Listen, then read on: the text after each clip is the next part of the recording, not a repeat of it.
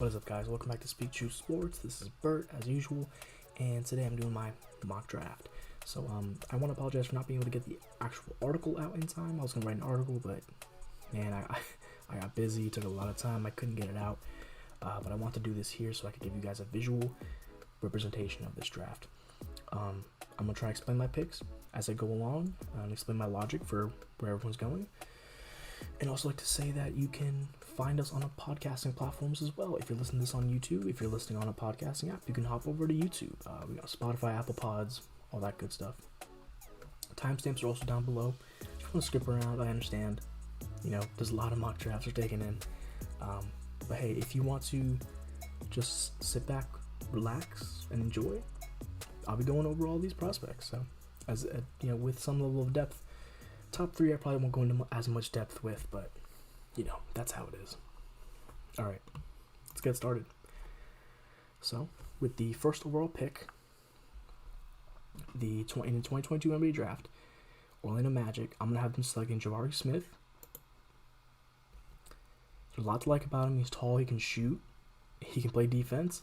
Those are the main things about him right now. He does have a lot of potential, just going forward, just purely because of his height and his shooting ability. He needs to get better finishing around the rim. Overall field goal percentage is pretty low, as you can see, especially for a guy who's 6'10". He needs to get that up. But with the Magic, he'll be able to cruise, you know, let himself develop. And I think he'll be fine here.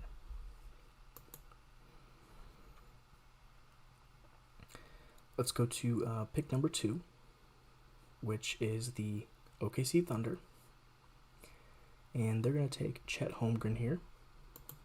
Chet Holmgren is he's the unicorn of this draft. He can do basically everything you would want a modern center to do. He can space the floor. He passes well. He defends really well. Question is obviously with his weight.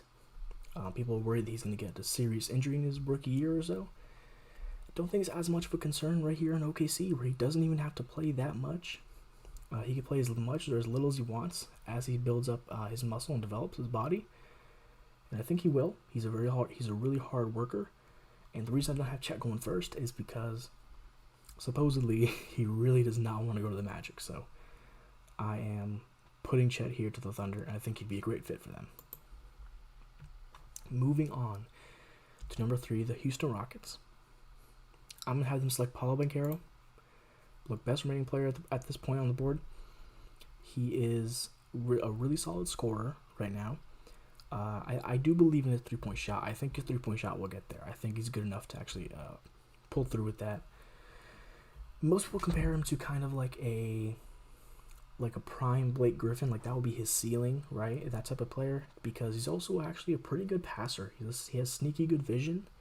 He's a solid passer, and if he really develops that side of him, he's going to be a nightmare on offense. I mean, just straight up.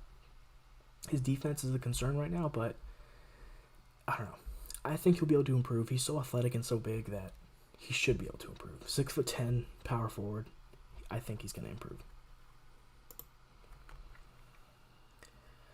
Okay, now we're going to number 4. Number 4 is the swing spot of this draft in most drafts. This is kind of where things get tricky. It gets a little weird here, because sometimes teams will reach here, sometimes they will just take whoever's projected to them. Last year, if you remember, the 4th was Scotty Barnes, which was viewed as a small reach. Jalen Suggs was expected to go for. The year before that, I believe, was Patrick Williams, who definitely was a huge riser. So the Bulls taking that swing was definitely viewed as a reach at the time. And I'm thinking back, even as far back as Porzingis' draft, when he went 4, that was also viewed as like a big, a little bit of a reach, a big swing. So the Kings could take 4 different dudes here, and I would not be surprised. I wouldn't be surprised if they took Ivy. I don't think they're going to take Ivy, though. I don't know why. I just don't feel like they're really bought in on Ivy. I think the smoke about them saying they will draft Ivy so they can get the value for the 4 pickup, in terms of trade talks. I don't think they're going to take Jaden Ivey. I don't feel like it. And I think Jaden Ivey even outwardly expressed he kind of doesn't want to go to the Kings. I understand. Keegan Murray's a really good candidate here. Sharon Sharp, I don't know if he'll go here. I don't think he will go here. He has been falling down a lot of mock drafts recently, and we'll get into exactly why in a second. I wouldn't be surprised if they reach for Dyson Daniels here. Even Benedict Mathurin. These two are, watch out, they're sneaky possibilities to go for. But I'm going to take Keegan Murray for now. I think he would fit decently well with Domantas Sabonis. They would have a lot of spacing for De'Aaron Fox to drive to the hole with. And that would actually be I think it would be a really solid offense. Keegan Murray, obviously, he can shoot the ball. He's a great scorer all around from his position. He can rebound really well. He's like a Tobias Harris kind of player. Like, that's what you're kind of getting with Keegan Murray. Tobias Harris with a little bit more upside, but his defense still needs to be worked on, still needs to be improved on. But I think he's a really solid pick for the Kings here. I feel like this is a Kings pick. I feel like the Kings would pick Keegan Murray here. Now at number 5, if I'm the Pistons, I'm ecstatic that Jaden Ivey is available, and I'm drafting him no questions asked. Jaden Ivey is stupidly athletic, ridiculously athletic. This guy will drive and put people on posters like Anthony Edwards level almost. Not quite that athletic, but he will put people on posters like Anthony Edwards does. He's a really good driver to the rim. His mid-range game is a little weird. I feel like he needs more touch from mid-range, but at the same time, he has better touch on his shot from 3. So it's a little strange there. I am concerned about his shooting. I will put that out there right now. Even though he's making his shots right now, and they are from NBA range, actually, I'm a little worried because he doesn't get much height on his jump shot, and it's a little slow. Overall, though, Jaden Ivey he has a chance to seriously be a star here. His playmaking potential is a little underrated, actually. He himself said he models his game after people like John Morant and Russell Westbrook, who have good playmaking. So I expect eventually Jaden Ivey can turn into a solid playmaker.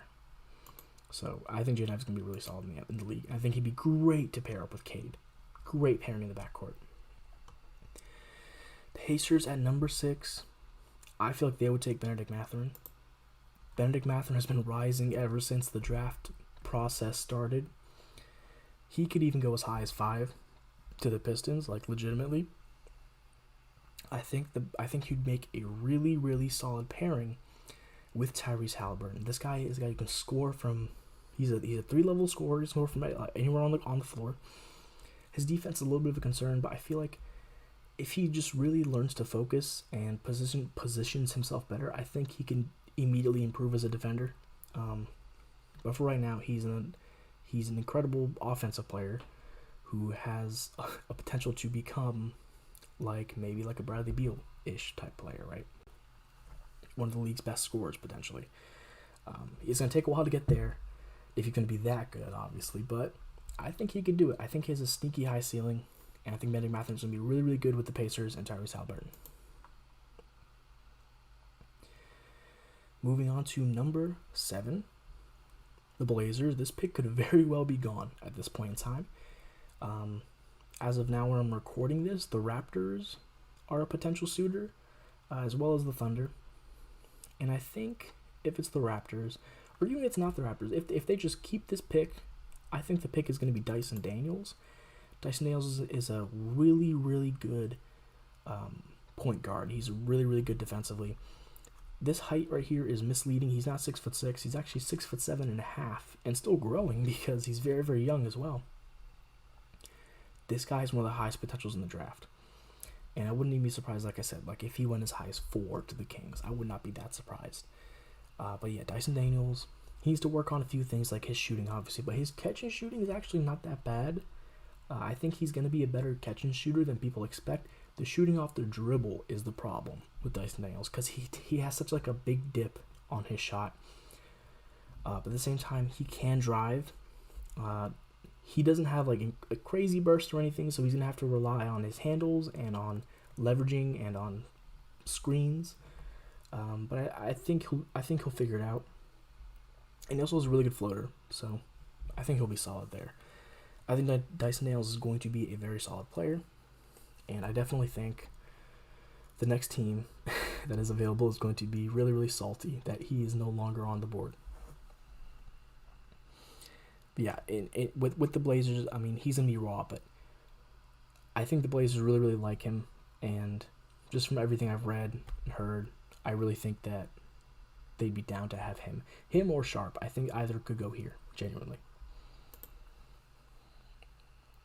Let's go to number 8. This is going to be kind of weird. It's the Pelicans.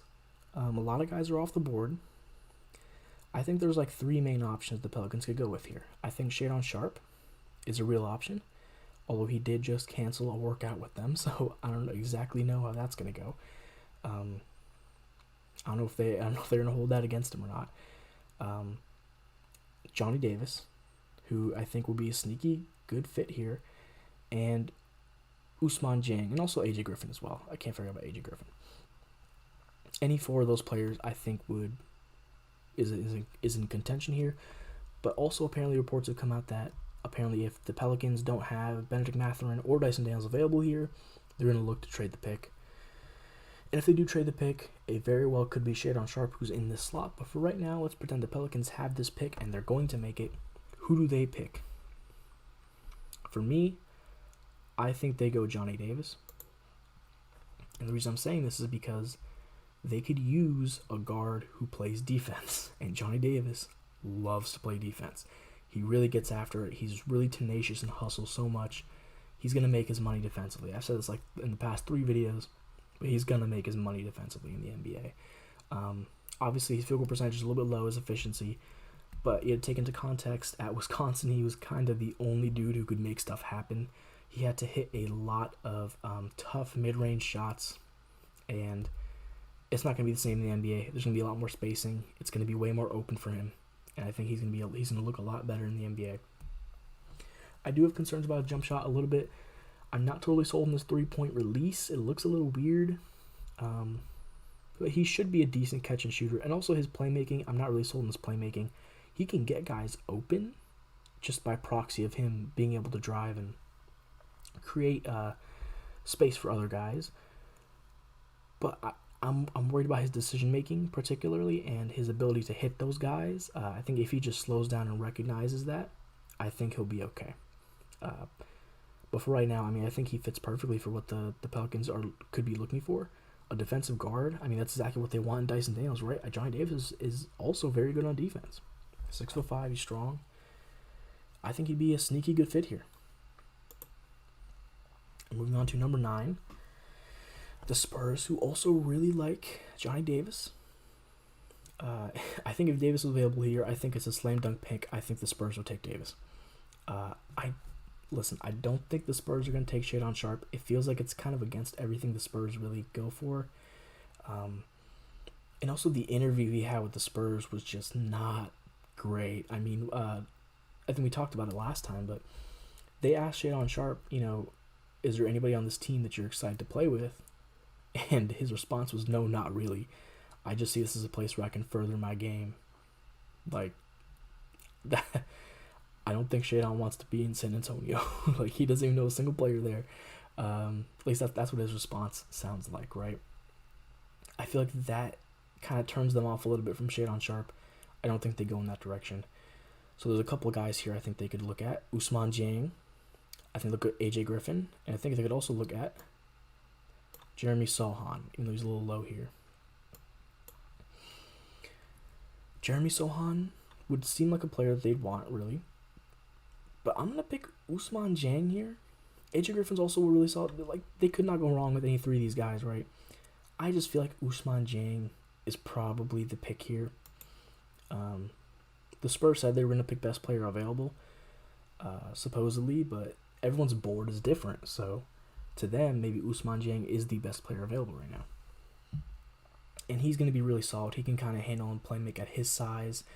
He's raw, but the fact that he can handle and play make, like I said, at his size is really enticing and intriguing. And I think that's probably like the top of where he goes. Maybe the Pelicans consider it, but I don't know if they pull the trigger on him like that. I do think that the Spurs will be willing to take the chance on Ousmane Dieng, and I think they can really make it work. I think they can develop him really well. Number 10. This is my team right here, the Washington Wizards, right? So, a lot of different directions you could go in here. AJ Griffin, Shadon Sharp, Jeremy Sohan are on the board, obviously. Ochai Agbaji, I wouldn't be surprised if they go for him, or Ty or Jalen Williams. I personally would love Jalen Williams here. Even if it's a reach, I think he would just fit so perfectly on this team. But is that what I think they're going to do? No, because Shadon Sharp is available right now. If Shadon Sharp is here, they probably take Shadon Sharp. Tommy Shepard he definitely always drafts best player available, even if it's a little bit of a weird fit ish. I think he would take Shadon Sharp. He immediately would. He's a good shot creator. He's highly athletic, and he has a huge vertical. He has bounce. He has some of the most potential in this group in this class. But at the same time, what's scaring teams is, one, he hasn't been doing great in interviews, like at all, supposedly. But he's also supposedly had a few really good workouts, so we don't really know exactly what's going on. He might not even be here at 10. He could definitely go earlier, like to 7 to the Blazers or anything like that. But if he is here at 10, I think the Wizards take him. And I think they don't look back. The other thing that's been concerning teams is there's obviously not much film out on him because he did not play basketball at the next level. His last games were against other high schoolers. And in there, there's a lot of AAU tape. And in that tape, sometimes it looks like he just does not care about defense and just lets guys blow by him. That could be just AAU and he's not trying, right? If he really does try, he would be much better. But he's such a huge swing, and he's definitely one of the biggest boom or bust candidates in this draft. But like I said, I think Tommy Shepard, the Wizards GM, I think he would take that swing at this point. The Wizards need talent, and this could be somebody who upgrades their talent, potentially. So let's go number 11. The Knicks could go in a number of different directions as well. The draft really starts opening up here, right? Jalen Duren is still on the board. They could go for him, AJ Griffin, Malachi Branham, Jeremy Sohan. I'm really stuck between two people right here. I really think it's between Jeremy Sohan and AJ Griffin. I'm going to take AJ Griffin here for right now. The Knicks could use some shooting. AJ Griffin has defensive potential. He needs to get better on defense right now, though. He's really slow laterally, and a lot of people attribute that to his injuries bothering him. And he does have an extensive injury history. He does.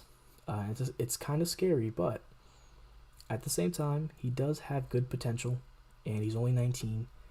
If Thibs can coach him up defensively, I think he'd be a really, really solid fit here. I hesitate a little bit on Jeremy Sohan because they already have Julius Randle, they already have Obi Toppin. It would be so hard to find minutes for him, and that's kind of why I went with AJ Griffin. I really feel like everybody's focusing on the Knicks need a point guard. I think they're actually okay on point guard. I don't think they need to be super desperate. Quickly and Rose are good. Even Alec Burks. I think they need wing help, man. I don't think Cam Reddish is enough there at small forward. And if they're not playing Cam Reddish there at small forward, they're going to be playing, what's his face? They're going to be playing R.J. Barrett, or they're going to be playing Evan Fournier, who are both undersized for the small forward position. AJ Griffin will provide some size. He's got a big wingspan, so he'd actually make up for being 6'6". He'd make up for it with his big wingspan. And I think he'd be a solid fit here. And if the Knicks want to go best player available, he's probably best player available besides Jalen Duren, obviously. All right, and let's go to the 12th pick, OKC Thunder. I think they're going Jeremy Sohan here. I'd be surprised if, honestly, I think their pick at 12 is going to be either Jeremy Sohan if he's there, or AJ Griffin if he's there. I really think at least one of those guys is going to be there. I think the Thunder will jump all over them. The Thunder need some injection of defense in their front court. He could really help. He can guard 1 through 4. In my opinion, maybe some small ball 5s. He's just really, really good defensively. He has good vision. He's more like a hockey assist guy, really. He'll pass to the guy who passes to get to the person who scores, right? So he won't really be racking up assists like that. But he's solid. He can rebound as well. His obviously his biggest flaw is scoring and shooting. He's probably not going to be a good shooter like that. It's going to take a while, but he can develop that in OKC. He's got tons of time to develop his offense there. But for right now, immediately he projects as a really, really good defender. OKC could use that. Why not? He's got a lot of potential. Take the swing on him. Okay. Hornets pick. I want to dispel some draft day strategies with the Hornets being like, they don't need to take a center here because their guy, the Cavs aren't going to take a center, so they'll be fine. And they'll get the center at 15. Look, you can't take the chance that somebody's going to trade up with the Cavs. There's 28 other teams in the league, man. All it takes is one team to trade up there and take your guy, and you're cooked. In this situation, it actually wouldn't be a bad idea to maybe, not take a center here because there's 2 available. Because Jalen Duren and Mark Williams are both here. But this might not happen on draft night. I'm not sure if it'll happen on draft night. So, I think they'll take Jalen Duren. I think he's the higher upside big man. So I think the Hornets will swing there. I wouldn't be surprised, actually, if they did take Mark Williams over him, though.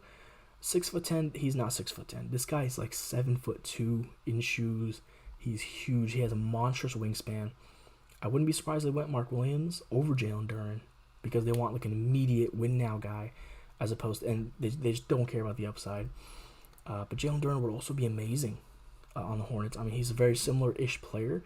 Mark Williams, I think, is a little lighter on his feet than Jalen Duren. But Jalen Duren's still great. He's going to be a great shot blocker. And he has some upside with some vision.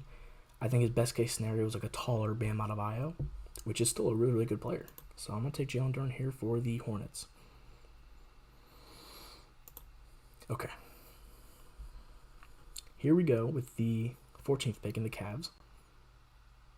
Look, I really like this guy, and I think he could definitely go here. I really think he could go here. It's probably like near the top of his range. But I really would not mind him here. I think he'd be an amazing fit next to Darius Garland. He would really give the Cavs some needed shooting, some scoring as well. That's Jalen Williams from Santa Clara. I think he'd be really, really good here with the Cavs. Not to mention his wingspan is 7'2". So, I mean, this guy has defensive potential. He's not the greatest defender right now, but he can definitely develop, especially in this Cleveland defense. They will know how to coach him up. They will get the most out of him defensively with that wingspan. He will be a fantastic guy here, and it'll give him somebody to play besides Isaac Okoro, who hurts the spacing a little bit. He would help the spacing because he can shoot. He can also drive and score, and he's also a solid playmaker. Like, he knows to get assists. He has solid vision. He's a great player all around, man. I really, really like this player. I think he's going to be good day one, and I think he's going to get even better as time goes on. But yeah, I think Jalen Williams is a perfect fit for the Cleveland Cavaliers. I could also see Ochai Agbaji here. I could definitely see that. Or maybe Malachi Branham. But I think Jalen Williams. I'm gonna take my swing right here. I think they're gonna pick him. 15. Back to the Hornets. I think they could take Mark Williams too and just be set at center. No, I think the Hornets at this point are deciding between Malachi Branham and Ochai Agbaji, and maybe Tari Eason. But to me, I think they would go Ochai. And the reason I say this is because he's more of a win-now guy, and the Hornets are kind of trying to win now. So I think they would go Ochai. Malachi is really good. He's a really good scorer. He can score and shoot. He can slash. He can do everything you need to on offense. Problem is his defense isn't that great right now. And the Hornets already have a similar player to that with James Bouknight. So would they double dip in that type of in that same stereotype of player? I don't think so. I think they go Ochai Agbaji. He's a grizzled veteran. He can come in right away, provide some defense, provide some shooting, and overall just be a really solid player. He's like a KCP type of player, right? But he's also really athletic. I mean, he can drive to the paint occasionally and catch some bodies. His handle needs some work, obviously, but overall, I think he's a solid. I think he's actually a decent slasher. He's a good cutter, good backdoor cutter. And he's so athletic, he can catch lobs. Like at 6'6", he can catch lobs. So I think they would totally be down with Ochai Agbaji at 15. At 16,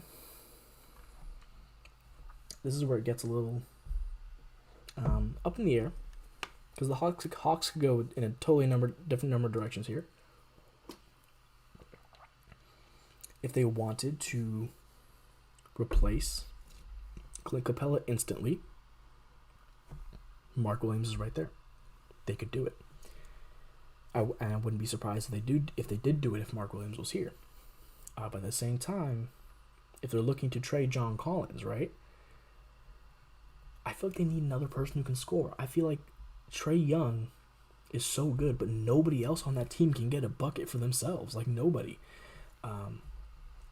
So why don't they take a guy who's really good at getting a bucket for himself? His defensive issues are a little bit of a liability, but let's say somehow they pull off a trade for, like, Rudy Gobert, right?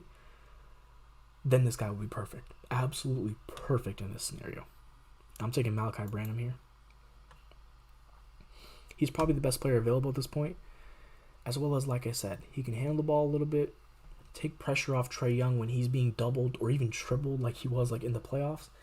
He can actually take pressure off him and gives them a threat to be able to actually score. That's not Trae Young or Trae Young dependent. He doesn't need to be dependent on somebody to create offense for him. He can create his own offense.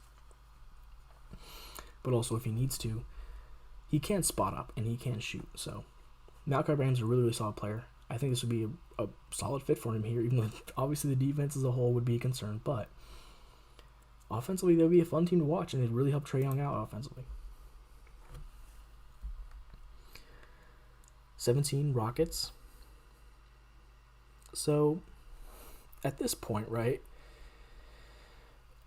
I really feel like they're going to reunite the Duke boys. I think they would take Mark Williams if he's here. He's the best player available, I'd say, with probably the highest upside right now. And I think he'd be great here because, I mean, with Alperen Şengün, his biggest flaw is, like, his defense and his switchability or whatever, right?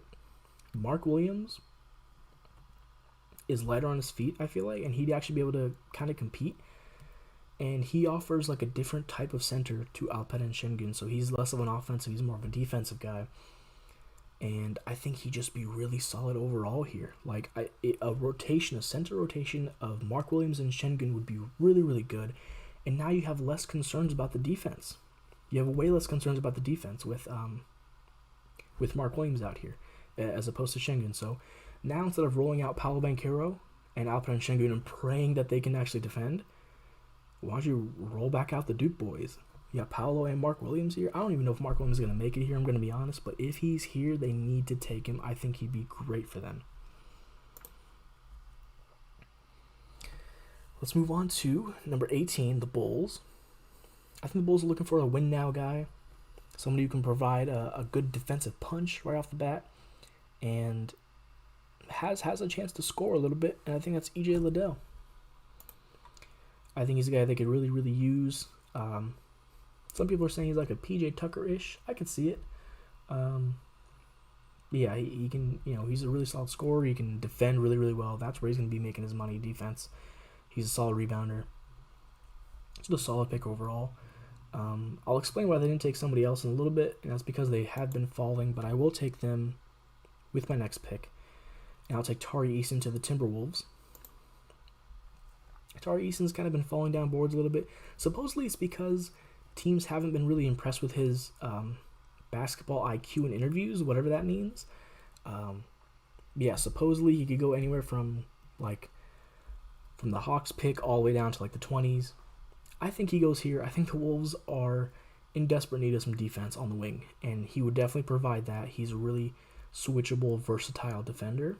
He can probably guard like 2 through 4. Ones might trip him up a little bit. They might be a little too quick for him, but he's a solid defender. He's like a worse version of Jeremy Sohan, basically, and his jump shot is broke. It's not broke, but it looks really weird. Like his release is like from over his right shoulder. He needs to improve that from outside. But he can also slash and he can also score on the inside, so kind of makes up for it a little bit. I think the Wolves would do really well getting some defense on the squad. So yeah. But also wouldn't be surprised if the Wolves went for someone like Ty Washington or Blake Wesley or Kenny Chandler, who we'll talk about later. Okay, so we're going 20 to the Spurs. And I think we're going to have a little bit of a reach here, which is fine because I really like this guy and I think he'd fit amazingly on the Spurs. I think it's Jake LaRavia. I really like his fit with the Spurs. He would be like a little bit of a reach here, but at the same time, like I said, he can shoot the ball. He has potential to do a lot of other things. He can actually assist a little bit. You know, he has some decent vision. He can get boards for you. His defense, he's a little slow, but he has a good wingspan, and he can make up for it with that. I think he could end up being a really, really good player, like almost like a Jeff Green type of role player, and I think the Spurs would really appreciate a guy like that. And I wouldn't be surprised if they go in other directions, obviously. Like I said, like Blake Wesley's on the board. Like they could probably go Blake Wesley, and I wouldn't be surprised. They could also go Kenny Chandler, Ty Washington. I wouldn't be surprised at those either. But I think Jake LaRavia is a really, really good fit here. I think I think the Spurs need to beef up their front court, especially like their wings. And I think this would just go, I think this would just really help them out here, especially help out DeJounte Murray. So let's go to the next pick, which is the 21st pick. This is the Denver Nuggets. I'm going to have them take Ty Washington, and I think Ty is an incredible fit here in Denver. I think he can play on and off the ball. He's really underrated. He's really sneakily underrated, and it's happening again where a Kentucky guard who got injured and wasn't utilized properly at Kentucky is dropping down again. He has like a tale of two seasons, right? Half the season before he got injured, he looked incredible, like lottery pick potential. After he got hurt, just didn't look the same, right? So there is concern about how often will he get injured. But I think Ty will be okay. He's an average defender, like probably at best, but that's okay. I just think he'd work so well offensively, especially with Jamal Murray, because he could definitely play off of him, and he could also play off of Bones Highland. And if Jamal Murray is still coming back from injury, still hurting, right, and needs to take some days off, he steps up right into his spot and takes his place. The Nuggets have been supposedly shopping Monte Morris and looking for an upgrade at point guard. I think Ty would be an upgrade at point guard, and he's really good in the pick and roll. And he would be dangerous with Nikola Jokic in the pick and roll if they decide to use him in that way. He can also shoot. He can spot up from three. He can pull up from mid-range, but he can't pull up from three, which is weird. But I think he would be able to learn that eventually. And I think Ty's being sneakily underrated. I think he's going to be a really, really good pro player. And I think a lot of people are going to, regret not taking him earlier, potentially. So, Ty Washington to the Nuggets, I think this is a steal of a pick. I think they do great here. 22 Grizzlies. Okay, so I'm going to have them taking someone who was like a darling of the NBA Combine, along with Jalen Williams, is Dalen Terry. Dalen Terry is a 6'7" guard, and I think, with Tyus Jones probably leaving, I think that he would be a really, really good fit here, and I think he'd be perfect to back up John Morant here. He has a really solid defensive upside, as well as, he's a playmaker at 6'7". He can score a little bit. His shooting is where he needs to really, really improve. His shot was kind of inconsistent, especially from three. But if there's a team that can afford to just throw him on the bench, let him develop, it's the Grizzlies, man. And I totally have total confidence that they would develop him. So I think Dalen Terry would be a great fit with the Grizzlies. Number 23, the Sixers, I'm going to take a little bit of a different approach than most people are taking. I think the Sixers, obviously they're trying to trade this pick. I think they're supposedly packaging Matisse Thybulle in number 23 to try and get something. So I wouldn't be surprised if this pick is gone, but I'm making this pick for the Sixers right now because that's who is picking. So I think I'm going to pick Walker Kessler. And I'm saying this because they probably undervalued Andre Drummond and how much he brought just by being able to let Embiid coast in the regular season, right? DeAndre Jordan is not good enough as a backup.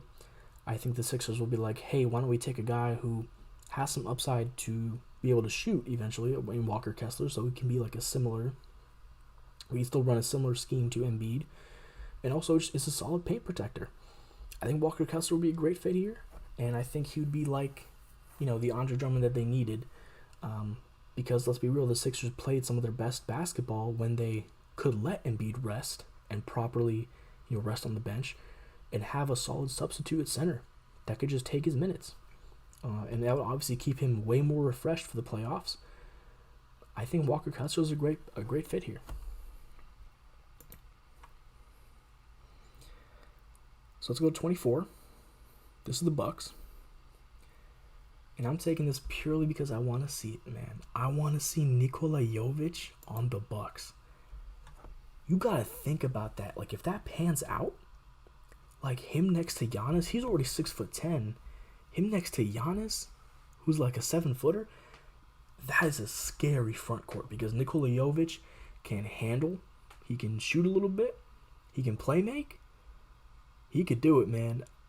He could really. I think he has one of the highest ceilings in this draft. His defense needs some work, but if he's with the Bucks, he's okay. He has Giannis to clean up for him, right? I think this is like an upside pick that eventually down the road could pay off really, really well. And I think he'd be an amazing fit with the Bucks. If he's here, I really think the Bucks should take him. I don't know if he'd help immediately, like maybe they would be looking for, but just the potential that he could help down the line, and if he grows into the player he could be, like, this is going to be an unstoppable front court potentially one day, if that ever happens, right? If he develops the player he wants to be. And everybody's probably already heard it. Yeah, make the jokes about Nikola Jovic. If the Nuggets take him, man, I'm already sick of that joke, and it's just going to get even worse, right? If the Nuggets take him, and that's Jovic and Jokic. Nuggets, please don't take Nikola Jovic. Please let him fall to the Bucks. Bucks, scoop him up. You guys would be really lucky to have him.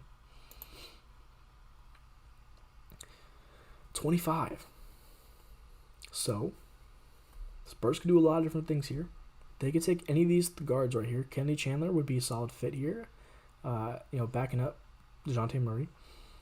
Blake Wesley as well. Jaden Hardy would give them something that they kind of don't have, which is a guy who can just create his own bucket at any moment, potentially. That's his potential. I think they'd really be looking at Hardy and Beauchamp and even Christian Brown here. I think a guy that they're really looking for, though, that even though they're saying they're drafting, like I said, even though their GM said we're drafting the best player available, it's only according to their board. They might have certain guys above, like a Kennedy Chandler, above like a Blake Wesley, or they could also be concerned because there is one guy that I think would fit amazingly on this team that I think the Spurs would really want, and that might not be available by their second-round pick because the Raptors are pick 33 and the Spurs are pick 38. And I think the Raptors would take this guy if he was there. So I'm going to reach a little bit for the Spurs again. I'm going to take the guy that I think they should take, Ismail Kamagate.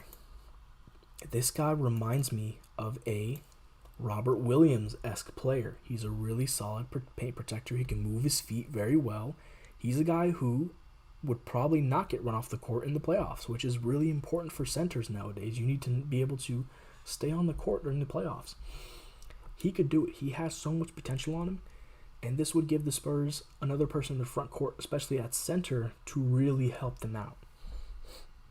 Jakob Poeltl is really good, but it can't just be him alone, like, which is basically what it is at this point. Zach Collins is good, but constantly he's hurt, sadly. So Ishmael Kamagate would be great here. I think that they would, if they make this pick here instead of in the second round, it would be because they fear that he won't get back to him. And so, yeah. And something else about the second round I do want to say, though, is this is one of the deepest second rounds I've seen in a long time, guys. Like, genuinely, this is a very deep second round. So the Spurs, even though they're reaching for a second round-ish prospect, there's going to be talent there at their 38th pick that's going to be really solid, I think. But we'll get into that a little bit later. I'll shout out some of the second round prospects. I'm not going to do a full second round mock. That should be way too much for me right now. But let's go ahead and go 26 for the Rockets. Rockets, I would think it would go best player available, or at least highest potential available. And I think highest potential is Jaden Hardy right now. Look, he can shoot the ball, right? The question is kind of a lot of other things. He also has a really good handle. He has so much potential. He just needs a place where he can get minutes and develop, and just so we can fully realize that potential, right? He had a really disappointing season with the Ignite, but kind of like to close, like I'd say, like maybe like the last month, he actually started looking really solid. And if he continues that pace on the Rockets, he could end up becoming an amazing bench scorer for them. And I think he'd even play really well off of Jalen Green.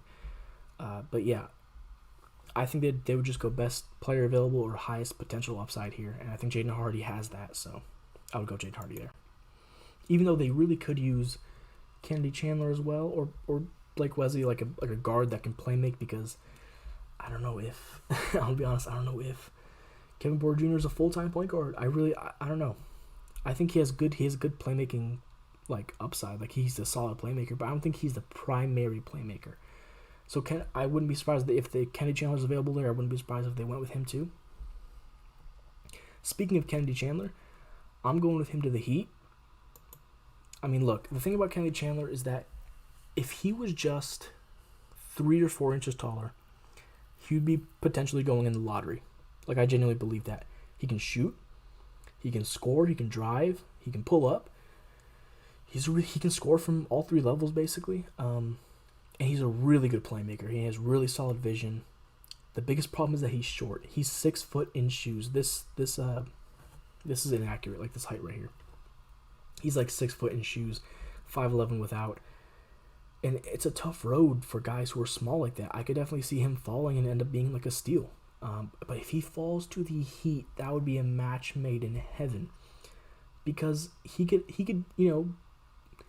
end up being not an amazing defender, but that doesn't matter as much when you're playing with the Miami Heat, who have an incredible defense overall.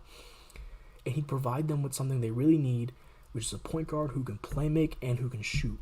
I think that's what they've been looking for. And he could do it off the bat, I think. I think he could definitely contribute off the bat. I wouldn't say in his first year he's going to be a starter or anything like that, but I think he could give really good bench minutes in his first year. And yeah, overall, also something with Kennedy Chandler is he's still really aggressive defensively. Like, he still really hustles and gives a lot of effort defensively, even though he's smaller. So, like I said, if he was a few inches taller, he'd be in the lottery. He's a really good prospect. If anybody can make this guy work, it is the Miami Heat. And I think he'd be an amazing fit here. I feel like I've been saying at the end of like every prospect. But, I mean, that's why I'm making these picks. Warriors would definitely take best player available here. They don't need anybody to really help them out right away. They're not looking for that. Because, look, at the end of the day, they just won a championship. Like, they don't need immediate help, right? So they could use just whoever they think is the best player available, or the highest potential available. And so I think they'd be choosing between Blake Wesley and Marjon Beauchamp if they're both here. I think they go Blake Wesley in the end.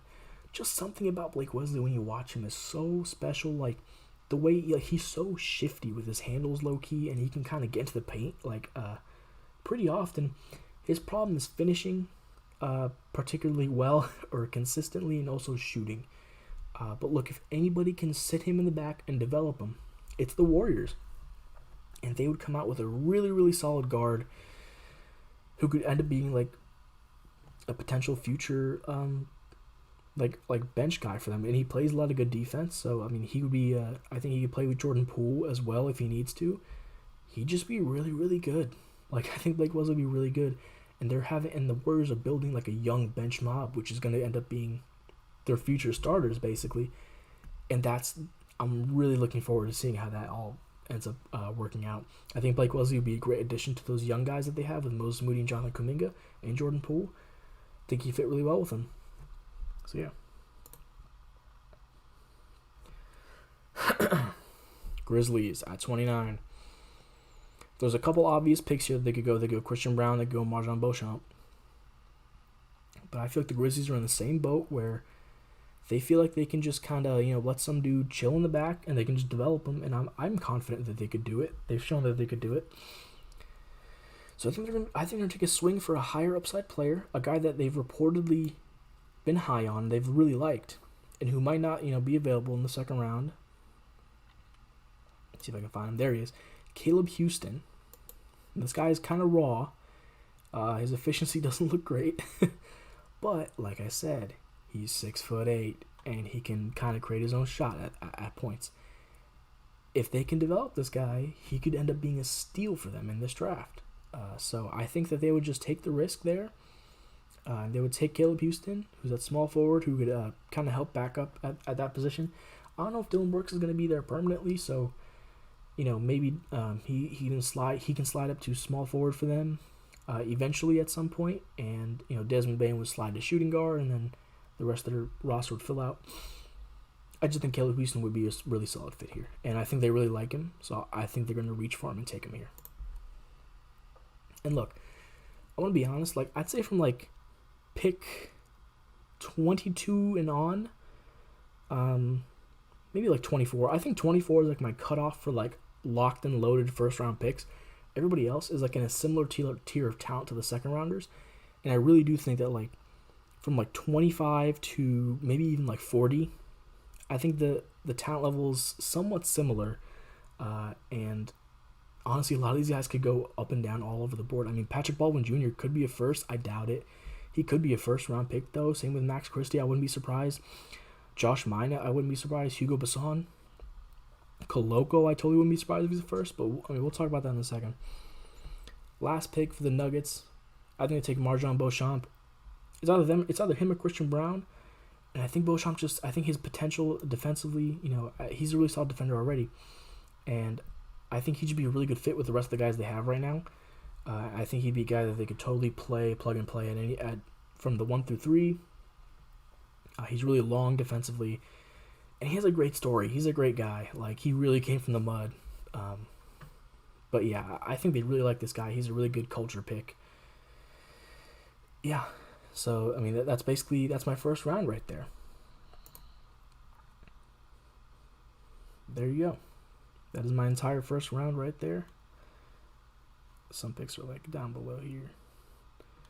There we go. Let me know what you think. Drop a like, but I also want to bring up some of the second round guys, because there are some really good second round picks in this draft, like genuinely really good second round picks. Let's start with Andrew Nembhard. I think he could end up being a first rounder. I think he's a really solid player. Christian Brown, obviously, Gabriel Procida, Christian Koloko, Bryce McGowens, Max Christie, Wendell Moore, Trevor Keels, Kendall Brown, Patrick Baldwin Jr., Josh Minott, Hugo Basson, Peyton Watson, Hyunjun Lee, Ron Harper Jr., Darion Sebron, Isaiah Mobley, J.D. Davidson, Jalen Williams, Ryan Rollins, Alondas Williams, Kofi Coburn, and I'm sure I'm actually forgetting a couple people as well. I really think that this is one of the deepest second round drafts in a while. And I think a lot of these second round picks could end up being really effective. This is kind of reminding me of like the Draymond Green second round pick era, because there was actually a lot. If you go back and look at Draymond Green's draft, there were a lot of good second rounders in that draft, and I think this could be somewhat similar to that. So, like I said, this is my first round mock draft. Thank you for sticking with me all the way. If you've listened all the way, subscribe, follow, do all that good stuff. If you have, I really appreciate it. Yeah, like I said, I've been Bert. This is Speak True Sports. Thank you for tuning in. I'll catch you next time. Goodbye.